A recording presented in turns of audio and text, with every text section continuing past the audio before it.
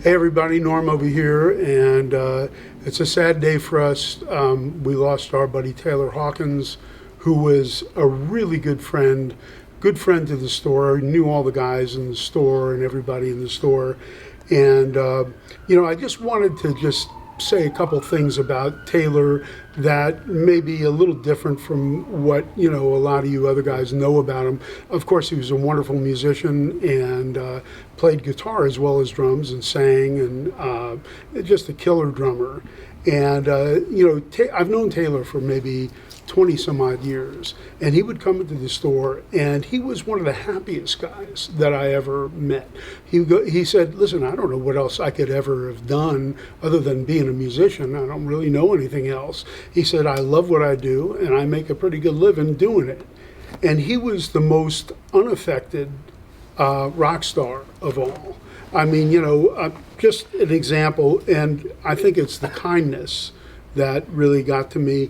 One day we just got in a set of drums, and we have a little riser, and we were setting them up on top, and Taylor happened to just walk in, and he said, hey, you want me to tune the drums up for you? I said, yeah, sure, go ahead. So he goes up and he tunes the drums and sets them up, and he's playing a little bit, and some kid comes in with his dad, and the kid, walks in, and he looks over and sees Taylor.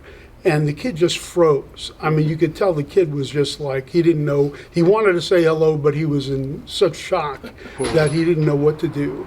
And Taylor, kind of went up to him and said, hey, I'm Taylor.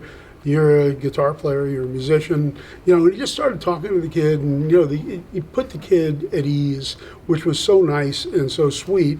And that's just the way he was. One time we were doing a show, this is about 10 years ago, that was going to benefit the Midnight Mission, and it involved K-Rock radio out here, and Orianthe was on the show, and Taylor was just taking some time off of the Foo Fighters, and when he heard that we were doing it, he said, hey, you want me to play with my band Chevy Metal?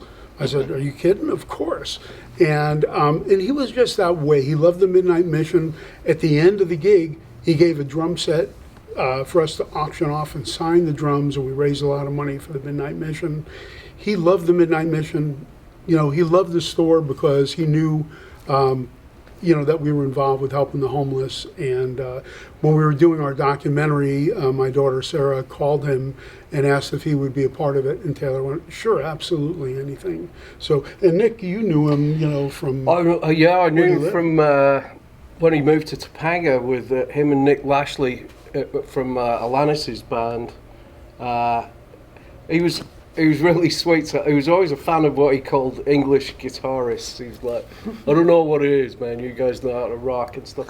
But his little band, Chevy Metal, they used to play at the local. That's the band that played for the Midnight Mission. Yeah, and before that it was Redondo Bitch, which was in the Dange. Man, we used to light that little bar up in the evenings, and we'd always do. I remember me and Taylor doing a 15-minute version of Sweet Leaf by Black Sabbath, and he'd do Mississippi Queen, Oh, yeah. And he put, I swear to God, and of course he did a lot of charity thing.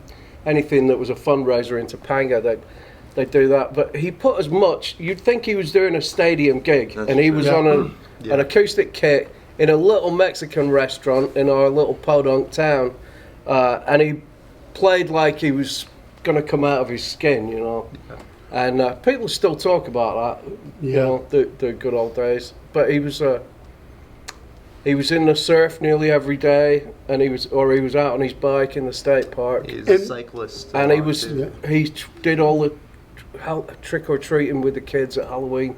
He was just a great guy. I'm really saddened by the fact we're not going to see him anymore.